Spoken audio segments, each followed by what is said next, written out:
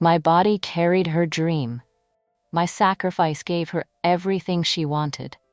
Then she rewarded my love by stealing $30,000, destroying my reputation, and erasing me from the life I'd created.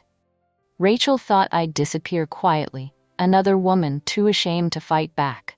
She forgot that I'm not just a surrogate. I'm a teacher who believes in truth. And I was about to give her an education she'd never forget. The hospital room, usually a sterile white box, smelling faintly of antiseptic and despair, shimmered with a fragile, almost unbearable light as I held her for the very first time. Lily, her tiny body, still warm and impossibly soft from my womb, felt feather-light against my chest, a miracle of flesh and bone, a testament to months of shared existence. Her scent, a sweet milky blend of newborn and something uniquely hers, filled my nostrils, intoxicating me, instantly erasing the searing, raw pain of the difficult delivery, the long hours under the fluorescent glow of the operating theater, the desperate pushing. Her minute fingers, no bigger than my fingernail, curled instinctively around my thumb, a grip so light yet so incredibly powerful, anchoring me to a moment of pure, unadulterated love, a connection that seemed to bypass thought entirely, rooting itself deep in my soul. I gazed down at her perfect, puckered lips, her dark, searching eyes, which seemed to hold the wisdom of generations, and a wave of overwhelming emotion washed over me, profound gratitude, fierce protectiveness, and an undeniable connection to this tiny human I had carried.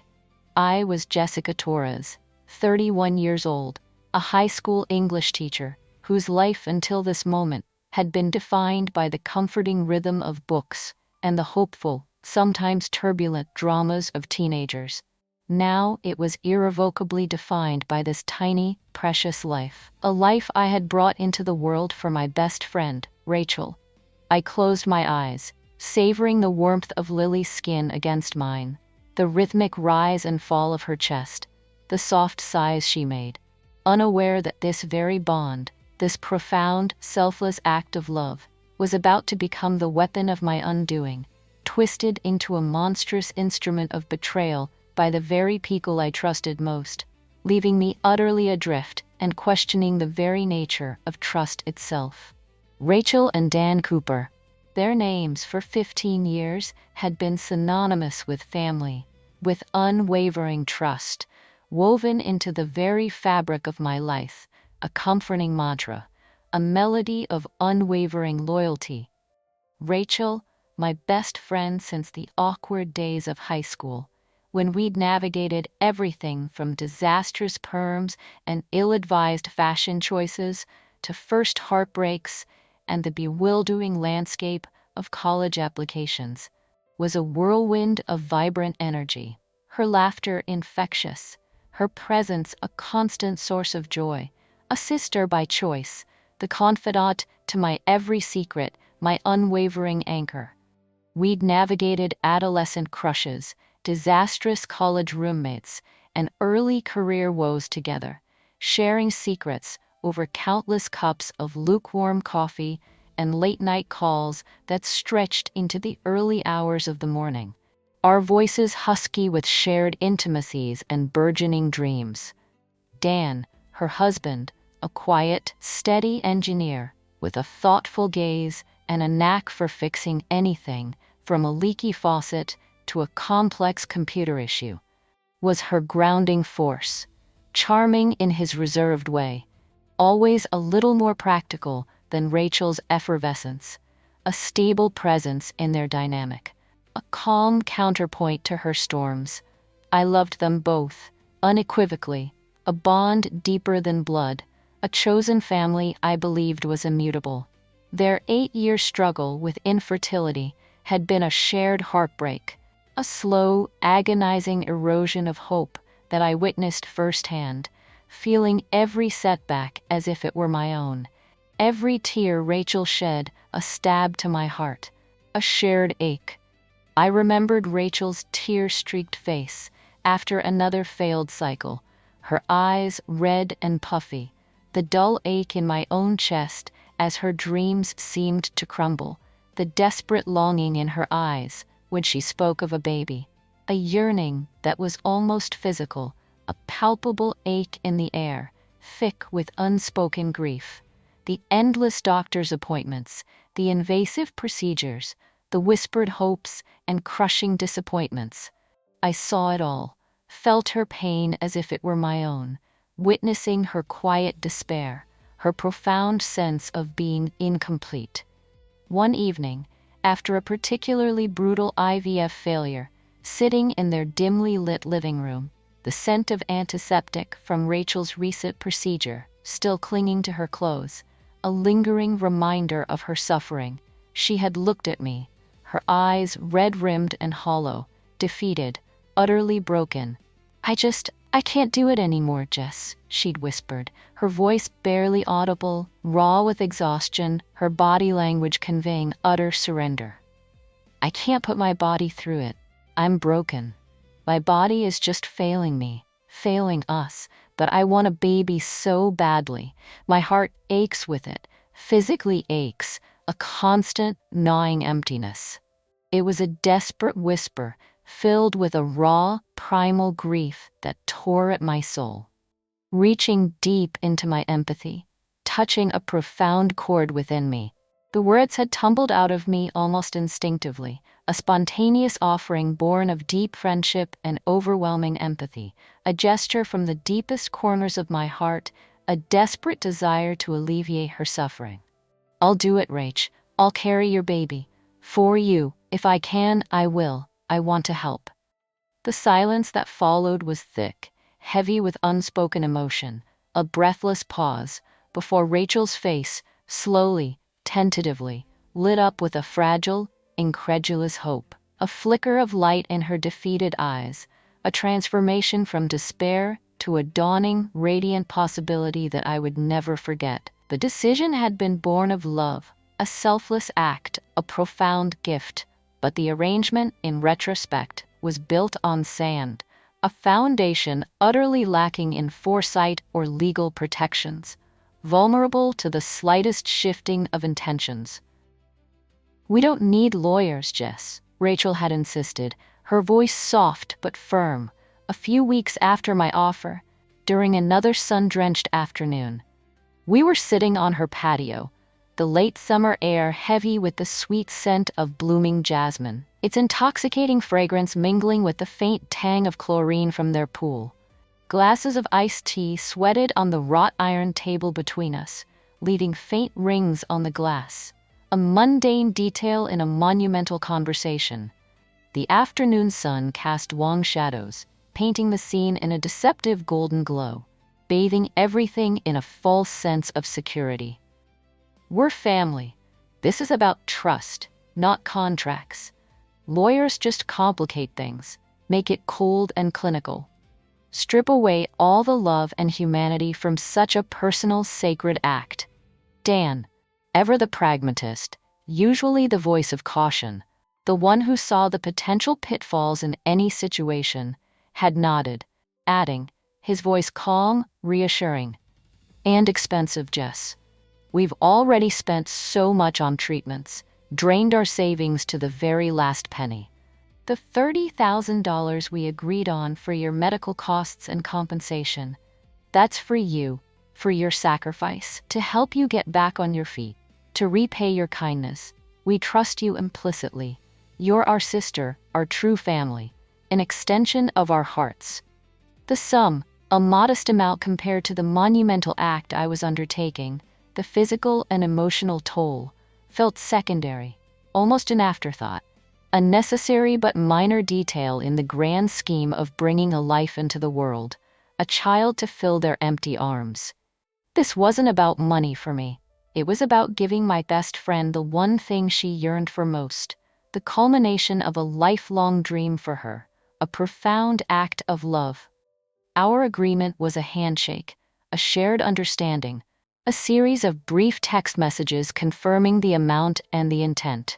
A clear, mutual verbal contract, legally shaky but morally robust, sealed by 15 years of unwavering friendship, of shared history, of unspoken loyalty, of deeply ingrained trust.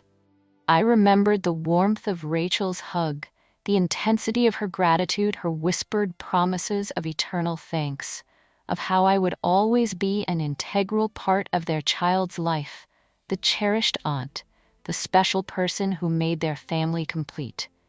The scent of her perfume, a familiar floral note, had filled my senses, reassuring me, cementing the bond, solidifying my conviction that this was an act of pure, unadulterated love and trust, a sacred covenant. I never imagined that this very trust, this unspoken bond, would become the gaping vulnerability through which they would attempt to erase me, to steal not just my sacrifice, but my very connection to the life I had so selflessly carried, leaving me utterly exposed, utterly alone in a nightmare of their making, a nightmare that would become painfully, devastatingly real. The pregnancy itself was a grueling, relentless ordeal that stretched my body and spirit to their absolute limits, far beyond anything I had anticipated from my nursing background, beyond the textbooks and clinical expectations,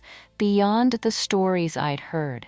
It began with severe morning sickness that lasted for months, a constant churning nausea that left me drained, unable to keep even water down. The bitter taste of bile a constant companion, coating my tongue, making every meal a battle. The smell of anything strong, coffee, perfume, even certain foods like garlic or onions, sent me running for the bathroom, dry heaving until my throat was raw, my stomach muscles screaming in protest, a relentless punishing cycle. I lost nearly 20 pounds in the first trimester, my body a fragile vessel battling constant illness, each day a struggle for survival, a battle against my own biology, against the overwhelming demands of gestation. My once energetic teaching days became an exhausting struggle, my voice hoarse from endless lectures, my legs aching from standing for hours, my mind foggy with fatigue, unable to focus on lesson plans or grading papers, a struggle to maintain even a semblance of normalcy. I missed days, then weeks from school, eventually requiring me to go on bed rest for the final 2 months due to serious complications, dangerously high blood pressure and preeclampsia, a terrifying threat to both me and the precious lives growing within me, a constant, terrifying worry. My income, my stable teacher salary, plummeted, replaced by the paltry sum of short-term disability, barely enough to cover my basic bills, let alone the unexpected medical costs that piled up relentlessly. I worried constantly about my students, about my financial stability, about the future I had put on hold, about the life I was sacrificing. But the fierce protectiveness I felt for the tiny lives growing within me overshadowed everything, a primal instinct that transcended all else, an undeniable love. Rachel and Dan at first were outwardly supportive. They brought me bland food, saltines and plain toast, offered to run errands, called daily, their voices filled with concern, their visits frequent. "You're a hero, Jess," Rachel would say, her voice soft with what I believed was genuine adoration, her eyes glistening with what I thought were tears of gratitude, her hand squeezing mine. "We don't know what we'd do without you. You're giving us everything we've ever dreamed of, our miracle." The words then were comforting, a balm to my aching body and weary spirit, reassuring me that my sacrifice was seen, appreciated, valued beyond measure. The delivery, when it finally came, was long and difficult, marked by hours of excruciating pain, medical interventions, the stark, bright lights of the delivery room, the urgent voices of doctors and nurses, and a profound, primal exhaustion that left me utterly depleted, every muscle screaming in protest, every nerve ending frayed. But when Lily was placed on my chest, tiny and squalling, a miniature miracle. All the pain vanished, replaced by that overwhelming surge of fierce, protective love. A bond that felt as old as time itself, a sacred connection that pulsed with every beat of my heart, entwining our souls in an unbreakable embrace.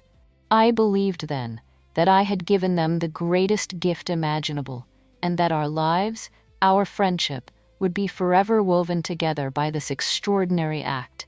How painfully, tragically wrong I was, how utterly blind to the darkness lurking beneath their smiles. How easily a profound act of love could be twisted into a calculated act of cruelty. The shift in Rachel and Dan's behavior was as subtle and insidious as a slow-acting poison. Barely perceptible at first, a faint, unsettling tremor, then growing more potent, more chilling with each passing day. In the immediate aftermath of Lily's birth, as I lay in the dimly lit recovery room, my body still trembling from the effort, my muscles aching, I yearned to hold her, to feel her warmth again, to absorb her tiny perfection, to simply breathe in her presence, to reconnect. But Rachel always seemed to intercept, her body a gentle yet firm barrier, a protective shield around the baby. "Oh, she just fed, Jess. She's a little sleepy. We shouldn't wake her." Or, "Let me just get her settled in the bassinet. Then you can hold her. She's a bit fussy now, maybe later." The opportunities to truly connect, to simply sit and gaze at the child I had carried, to imprint her innocence on my soul, to truly bond, were few and far between. Always fleeting. Always supervised. Always under Rachel's watchful, possessive eye, her presence a constant, subtle impediment. I tried to dismiss it as new parent anxiety, their overwhelming joy making them understandably possessive, a fear of anything threatening their newfound happiness, their perfect little family. The first week, they came to the hospital religiously, bringing flowers, whispering thanks. But their visits grew shorter, their conversations more stilted. A strange awkwardness settling between us. The vibrant energy I knew Rachel for was replaced by a nervous, almost evasive demeanor. Her eyes darting away when I tried to meet her gaze, a telltale sign of discomfort, of something hidden. The texts I sent, full of questions about Lily, updates on my recovery, heartfelt expressions of love, started to go unanswered for hours, then days, leaving me staring at my phone, a cold knot in my stomach, a rising tide of anxiety. Their calls, once daily, dwindled to once a week, then became sporadic, filled with rushed excuses and vague promises. "Oh, so sorry, Jess, just swamped with Lily. You know how it is, new baby chaos. We'll call you back, promise." But I didn't know how it was, not fully, not in the way they implied, not the way they were behaving. I was recovering, feeling a profound sense of emptiness in my womb, a physical ache for the baby who had once been so intimately part of me. The silence from them felt like a deepening wound, a cold, creeping dread replacing the warmth of our friendship, a chilling premonition of something far more sinister, far more deliberate.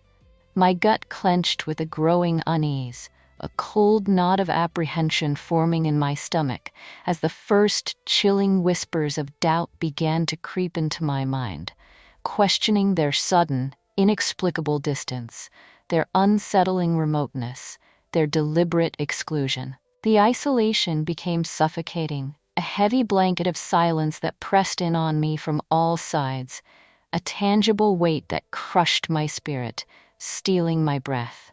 The phone calls from Rachel, once a lifeline of shared laughter and confidences, ceased altogether. My texts, increasingly desperate, asking about Lily, about our friendship, about the agreed-upon $30,000 that had never materialized, were met with radio silence, leaving me shouting into a void. My words swallowed by the digital ether, unheard, unacknowledged. The postpartum hormones, already a roller coaster of emotions, amplified the confusion and hurt, turning every unanswered message into a fresh stab of abandonment, a confirmation of their deliberate cruelty, their calculated rejection. I finally drove to their house, my heart pounding a frantic rhythm against my ribs, a cold sweat dampening my palms, the familiar tree-lined street now feeling alien, hostile, unwelcoming, each house a fortress against me.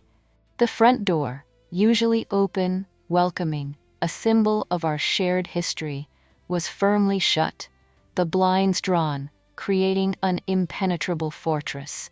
When I knocked, softly at first, then with increasing urgency, my knuckles aching against the hard wood, no one answered. I could hear muffled sounds from within, a baby's cry, Rachel's voice, the faint strains of music, but the door remained stubbornly closed, a physical manifestation of their new impenetrable wall, a deliberate exclusion, a profound rejection, sealing me out. It was a tangible barrier, a brutal repudiation.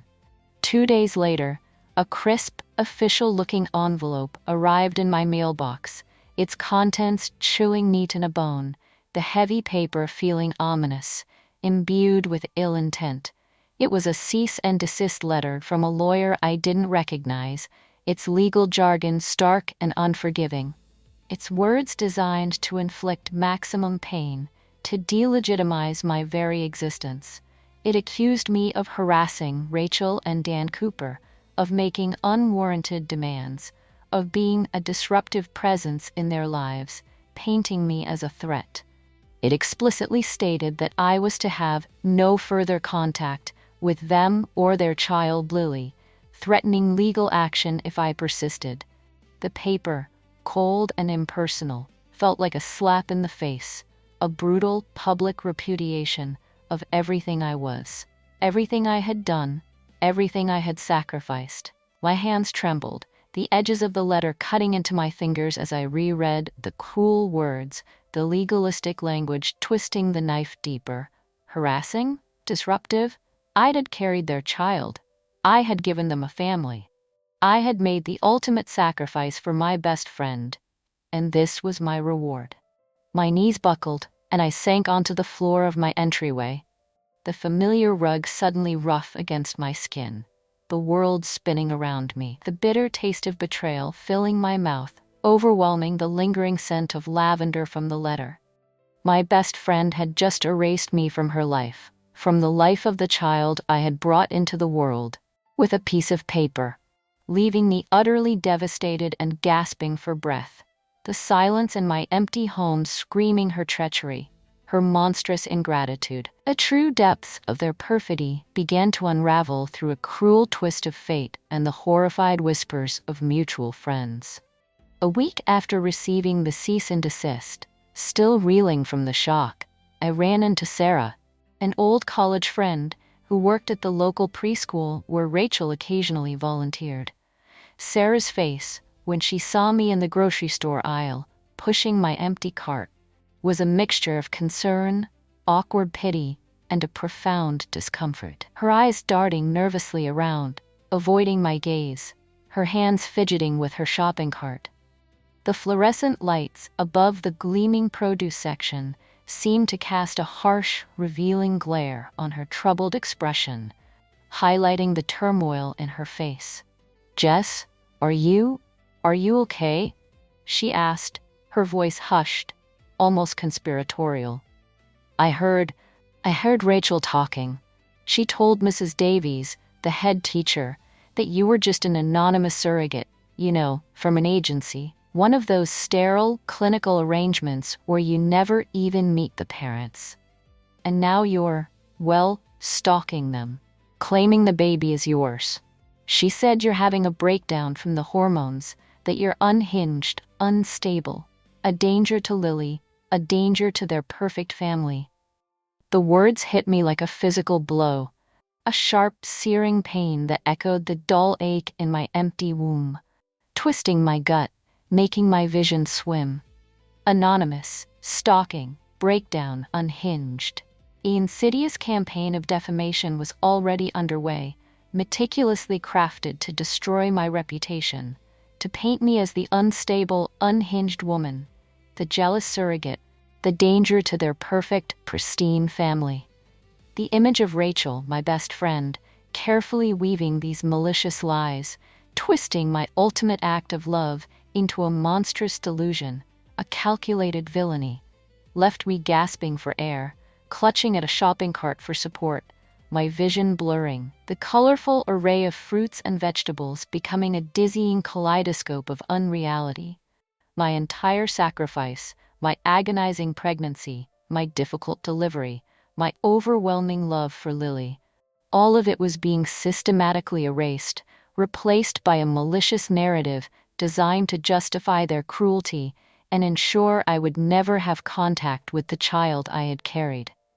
The bitter taste of betrayal now mingled with a fierce, cold rage, burning through my despair, incinerating the last vestiges of my love for Rachel, leaving behind only ashes and a profound, unyielding desire for justice. And the money, the $30,000 that had been a silent agreement, a small acknowledgement of my sacrifice, a sum I desperately needed to cover lost income from my teaching job and unexpected medical complications from the difficult pregnancy, had never materialized. It was a debt, a promise, a tangible recognition of my profound contribution. When I had, in my desperation, discreetly emailed Rachel about it, her swift, cold reply had been another gut punch, delivered with chilling detachment, a digital slap in the face. Verbal agreements aren't legally binding, Jess. You chose to carry the baby. That was your choice. A gift, not a transaction. We owe you nothing. It was an act of friendship, not commerce, and we thought our friendship was enough. The words were a stark, brutal echo of the cease and desist, another calculated act of exploitation, denying not just my financial right, but the very value of my human labor, of my body, of my love, reducing my sacrifice to a meaningless whim, a voluntary offering to be conveniently forgotten. My savings, already depleted by bed rest and escalating medical bills, by months of living on short-term disability, were now utterly exhausted, leaving me facing imminent financial ruin, a stack of overdue bills growing taller on my kitchen counter, threatening to drown me in debt. I was used for my body, for my friendship, for my generosity, then discarded like a broken toy, a disposable vessel whose purpose had been served. The injustice of it all was a suffocating weight, pressing down on me, threatening to consume me whole, to crush my spirit, to break me entirely, leaving me hollowed out. The loss of the money, while devastating, was secondary to the profound emotional damage, the crushing realization that 15 years of friendship had been a fragile illusion, easily shattered, replaced by a cold, calculating opportunism, a profound emptiness where trust once resided, leaving a gaping void in my heart. I mourned the loss of Rachel, the best friend I thought I knew, a grief as sharp and visceral as the grief for the connection to the child I had carried, a child whose very existence was now being weaponized against me, a silent threat, a cruel reminder of what I had lost. The silence in my apartment, once comforting, now screamed with her treachery, with the echoes of their deceit, a haunting chorus of profound betrayal. The overwhelming despair eventually gave way to a cold, simmering rage, a fierce, protective instinct that pulsed through my veins, hot and undeniable, hardening my resolve, turning my pain into a weapon. They had tried to erase me, to steal my sacrifice, to destroy my reputation, to steal my very identity as the woman who brought Lily into the world. But they had underestimated my resilience, my capacity for righteous anger, my unwavering will to fight for what was right, for the truth, for a just reckoning. I wouldn't just be a victim. I would fight. I would fight for my truth, for my dignity, and most importantly, for Lily, for her right to know her story, to know the truth of her origins, to grow up without a lie at the foundation of her life. The first step was agonizing, a profound admission of failure in friendship, a heartbreaking severing of ties, a final, painful goodbye to a past I could no longer reclaim, but a necessary act of self-preservation, of self-respect, of reclaiming my own narrative. I needed a lawyer, a good one who understood the complexities of such a deeply personal betrayal. A quick Google search led me to Ms. Eleanor Vance, a name that resonated from a previous crisis I'd read about, a formidable attorney known for her unwavering ethical compass and her tenacious fight against injustice, particularly in sensitive family matters, a true champion of the wronged. Her office, tucked away in a bustling downtown building, was unexpectedly warm, filled with the comforting scent of old leather and quiet determination, a sanctuary from the storm outside, a haven where hope could begin to mend. I sat across from her polished mahogany desk, its surface gleaming, my hands trembling as I laid out the cease and desist, the damning text messages, the fragmented emails, the bank statements detailing my lost income and mounting expenses, and the whispered rumors of defamation. My voice cracked as I spoke of my best friend, of the baby I carried, of the $30,000 promise that had been cruelly denied, my story unfolding in agonizing detail. Eleanor listened, her face impassive, her keen eyes missing nothing, absorbing every painful detail, every nuance of my shattered trust. When I finished, the silence was heavy, punctuated only by the soft tick of an antique clock on her wall, its rhythmic beat a steady counterpoint to my frantic heart, before she leaned forward, her gaze piercing, direct, filled with a sudden, electrifying insight. "Jessica," she began, her voice calm but firm, resonating with conviction. "What Rachel and Dan have done is not only morally reprehensible, it is legally actionable on multiple fronts. This is fraud, theft of services, and defamation. And because your arrangement was informal, without a proper legal surrogacy contract." She paused, her eyes widening slightly, a flicker of something unexpected, almost shocking, a profound realization. "You potentially have parental rights you didn't even know you possessed. By default, without a contract, you are Lily's legal mother in many jurisdictions." The words hit me like a lightning bolt, a profound, dizzying reversal of fortune, a sudden, exhilarating surge of possibility, a new path opening before me. Parental rights. The thought was terrifying, exhilarating, overwhelming, yet undeniably powerful, a colossal leverage I now held. It was a loophole, a legal technicality born of their callous disregard for formal agreements, a door I had never imagined existed, a profound and unexpected avenue to reclaim a piece of what they had stolen, not just for myself, but for Lily, for her fundamental right to know her truth. The revelation of potential parental rights was a moral earthquake that shook me to my core, forcing me to reevaluate everything, to question my own intentions, my own desires, my very definition of family. The lawyer, Eleanor Vance, explained the nuances with painstaking detail, her legal knowledge a sharp, precise tool cutting through the fog of my emotional turmoil, bringing clarity to the chaos. "In many states," she clarified, her voice precise, her words carefully chosen, without a pre-birth order, a post-birth adoption, or a clear, legally binding, gestational surrogacy contract that explicitly waives your parental rights, the birth mother, regardless of genetic relation, is presumed to be the legal mother. Rachel and Dan's informal agreement, while emotionally binding, is a legal vacuum.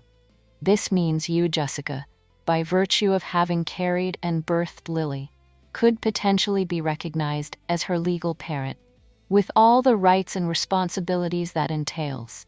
The words hung in the air, a breathtaking, terrifying possibility, a profound responsibility settling on my shoulders. The idea of being Lily's mother, legally, when I had set out only to be her gestational carrier, was overwhelming, almost frightening in its implications. A complete reshaping of my future. It was not what I had intended, not what I had wanted when I embarked on this selfless journey, but it was a truth I could not ignore, a powerful card I now held. But it was a powerful weapon, a lever to force them to acknowledge my truth, to ensure Lily knew her story, to ensure they could not simply erase me from her life, from her past. My initial despair began to recede, replaced by a fierce protective clarity, a renewed sense of purpose that hardened my spirit. This wasn't about taking Lily from them, not about tearing a child from the only parent she knew, not about vengeance in its purest form. It was about ensuring my presence in her life, about accountability, about exposing their profound exploitation, and protecting the innocent child from a foundation built on lies, on a monstrous deception that would inevitably unravel. Eleanor and her team immediately shifted gears, their strategy now encompassing not just fraud and defamation, but a legal determination of parental rights, a complex and high-stakes battle that would redefine all our lives forever. We began systematically gathering every piece of evidence, my medical records from the pregnancy and delivery, detailing my complications and bed rest, my teaching income statements proving lost wages, the text messages and emails between Rachel, Dan, and me, documenting the $30,000 agreement, their initial gratitude, and their later evasiveness. We collected statements from mutual friends who had heard Rachel's defamatory whispers, their discomfort palpable, but their honesty crucial to our case. Every scrap of paper, every digital communication, every whispered rumor became a crucial piece of the puzzle, building a mountain of undeniable truth against their crumbling facade of victimhood, leaving them increasingly exposed and cornered, with no place left to hide, no more lies to spin, their carefully built lives collapsing around them. The emotional growth during this planning phase was immense. I learned to separate the raw, visceral pain of betrayal from the cold, analytical demands of legal strategy, to channel my anguish into precision, into purposeful action. My love for Lily, pure and fierce, became the undeniable fuel for my fight, pushing me forward, transforming me from a heartbroken victim into a determined victor, ready to face whatever came next, no matter how painful or public the battle. This filing of the lawsuit was a declaration of war, a formal rupture of what little remained of our fractured relationship, a public proclamation of their treachery that resonated through our quiet suburban community like a thunderclap, shattering its calm. The papers, thick with legal jargon, outlining charges for fraud, theft of services, defamation, and the audacious plea for a legal determination of rights regarding Lily, landed on Rachel and Dan's doorstep with the force of a hammer blow, shaking their carefully constructed world, exposing their lies to the harsh light of day, to the scrutiny of the legal system. Their reaction, as relayed through their indignant lawyer, was predictable. Outrage, denial, and furious counteraccusations. They painted me as unstable, as a stalker, as a woman attempting to kidnap their child, a desperate, hormonal mess, a danger to society, to their innocent child.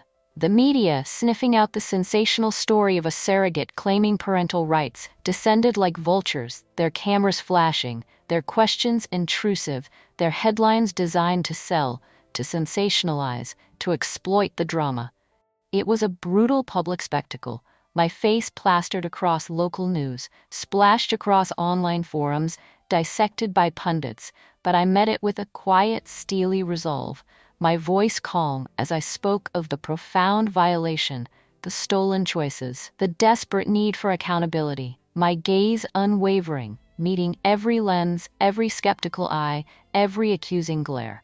The discovery process was a grinding, relentless machine designed to extract truth from layers of deceit, peeling back their carefully constructed reality, revealing the rotten core beneath. Depositions stretched for hours, Rachel and Dan attempting to lie, to evade, to twist the narrative, their voices strained under the weight of their own deceit. Their composure visibly fraying, cracks appearing in their perfect facade, revealing their true, ugly selves. But Eleanor was merciless, systematically dismantling their defenses, each question a precise, calculated blow, exposing the hypocrisy, the lies, the profound moral failings. She presented their initial texts of gratitude, directly contradicting their claims of an anonymous arrangement, their past words haunting them from the digital ether, betraying their present deceit. My medical records, detailing my severe complications and the bed rest that nearly cost me my job, exposed their refusal to pay the agreed-upon compensation as callous and exploitative, a profound disregard for my suffering, for my very humanity. Every lie they uttered under oath was carefully documented, preparing for the inevitable, for the day of reckoning, for the trial that would expose their truth, their monumental deceit. The truth, meticulously uncovered, was slowly beginning to unravel their carefully constructed world, exposing their callous exploitation and the profound depths of their deception, leaving them increasingly exposed and cornered, with no place left to hide, no more lies to spin, their carefully built lives collapsing around them under the weight of their own treachery. The courtroom, a solemn, imposing space with its dark wood and hushed acoustics, became the stage for the most intense drama of my life, a public dissection of intimacy and betrayal, a battle for truth. The air was thick with tension, a palpable static electricity, the hushed whispers of the spectators a constant hum, a Greek chorus to my personal tragedy, their collective judgment a heavy weight. Rachel and Dan, dressed in somber conservative suits, sat across from me at the opposing table, their faces a mask of righteous indignation, their eyes refusing to meet mine, darting away whenever I glanced their way, avoiding the truth reflected in my gaze, avoiding the mirror of their actions. My testimony was agonizing, a painful excavation of my heart and soul, every word a fresh wound, every memory a renewed ache.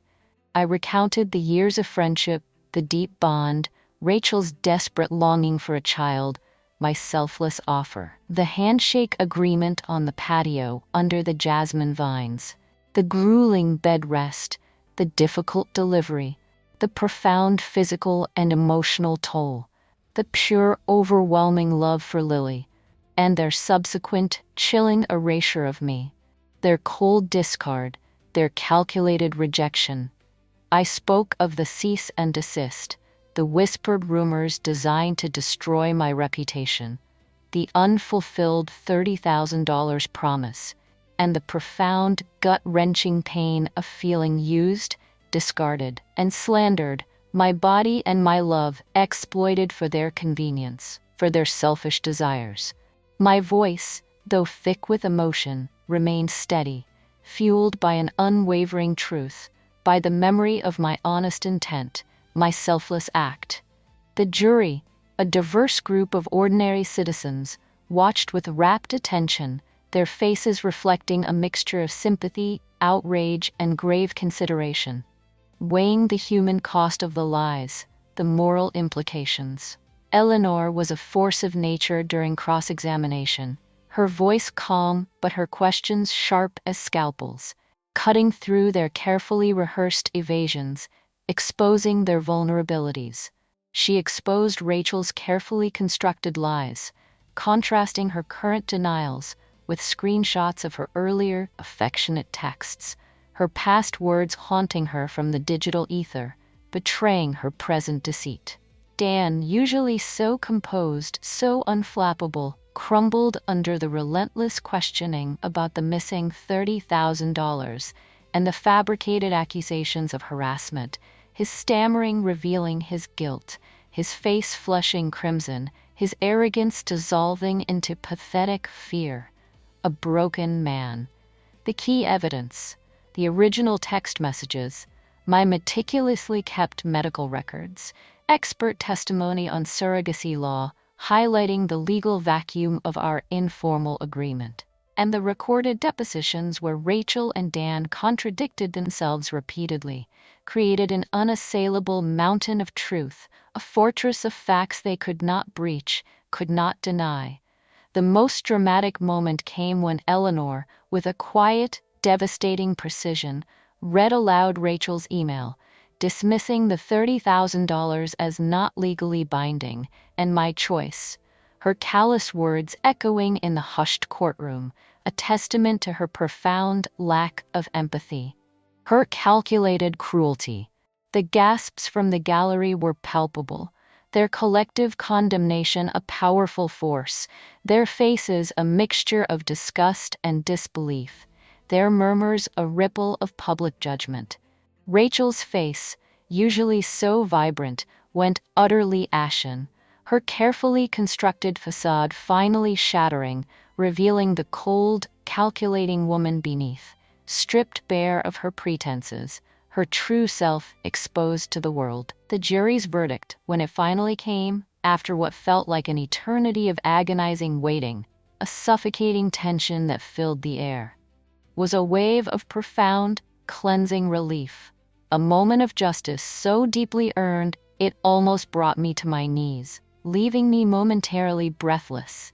The rustle of movement in the gallery, the sharp, sudden intake of breath, were the only sounds before the foreman stood, his expression solemn, and spoke. "Guilty," he announced.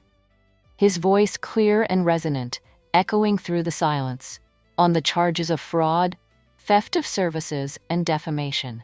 The damages awarded were substantial.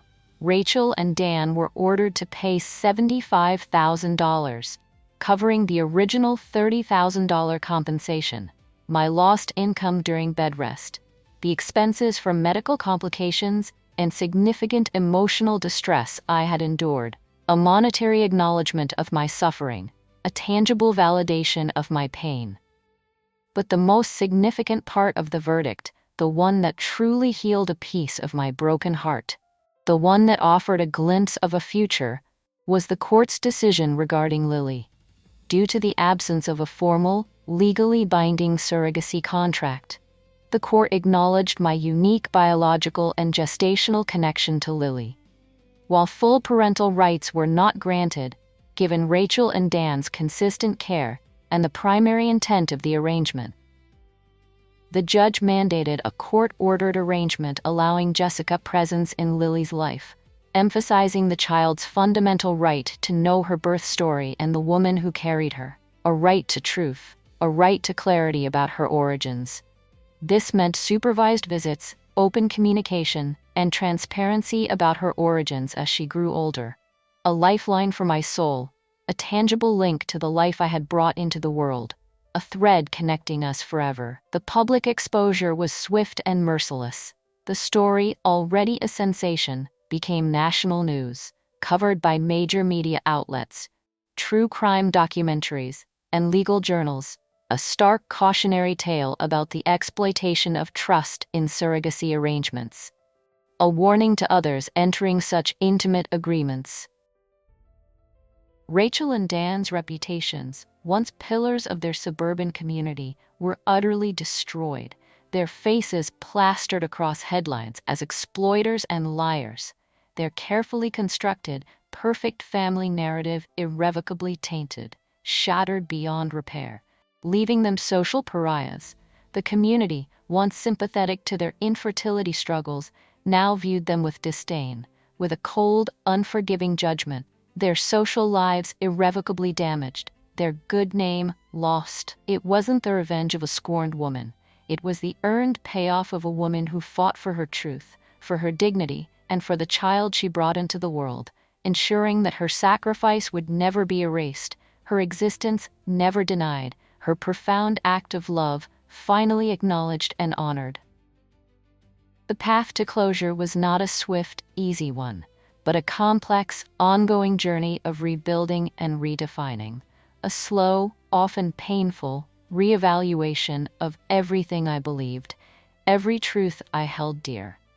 Sarah's kidney transplant, the catalyst for this entire nightmare, was eventually successful, thanks to a selfless, anonymous donor, her bright eyes regaining their sparkle, her laughter once again filling our home, a sound that brought tears of joy to my eyes, a melody of renewed hope, a promise of a full life.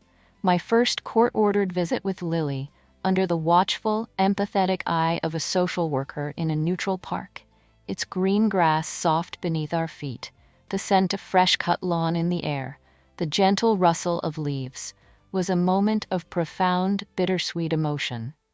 She was older now, almost 4, her hair a tangle of golden curls, her eyes bright and curious, just like I imagined them, filled with innocent wonder. She shyly offered me a drawing, a colorful scribble of a flower, its petals of vibrant pink and purple. And as our fingers brushed, a profound sense of connection, pure and untainted by the legal battles or the pain of the past, flowed between us, a silent understanding that transcended words, a bond stronger than any court order. This was my baby, the child I carried, and I would be a consistent, loving presence in her life, honoring the truth of her origins, a promise I made to myself and to her, a sacred vow I would always keep. The $75,000 settlement allowed me to pay off my debts, rebuild my savings, and finally, truly, begin to heal, to find solid ground beneath my feet again, to build a new foundation for my future. My anger at Rachel and Dan still lingered, a dull throb, a faint scar on my heart, a reminder of the past, but it no longer consumed me, no longer defined me, no longer dictated my every thought. They were isolated, their lives fractured by their own deceit, forced to live with the public condemnation and the shame of their actions, their perfect facade irrevocably shattered, leaving them with only the bitter taste of their own choices, their own consequences. I chose to focus my energy on a greater purpose, to turn my pain into advocacy, to help others avoid my fate, to prevent such profound exploitation from happening again. I became a passionate advocate for legal protections and surrogacy arrangements, speaking at conferences across the country, lobbying lawmakers, sharing my story with anyone who would listen, my voice strong and clear, resonating with hard-won experience and a burning desire for justice, for ethical practice. I established Lily's Legacy, a nonprofit dedicated to educating intended parents and surrogates about the critical importance of formal contracts, ethical practices, and the profound humanity involved in every step of the surrogacy journey, ensuring no one else would suffer the exploitation I endured. No other loving gesture would be so cruelly twisted into betrayal. My voice, once silenced by grief and betrayal, became a powerful instrument for change, a beacon of hope for others navigating the complex, often treacherous, landscape of reproductive medicine. I learned that motherhood is not merely a matter of biology or legal papers, but an unbreakable bond forged in love, sacrifice, and the unwavering truth that family, in its most profound sense, is built on integrity, on respect, and on a love that refuses to be stolen, a love that transcends even the deepest betrayal, perpetually nurturing, fiercely protecting, and ultimately, endlessly enduring, a legacy more precious than gold, more powerful than any lie.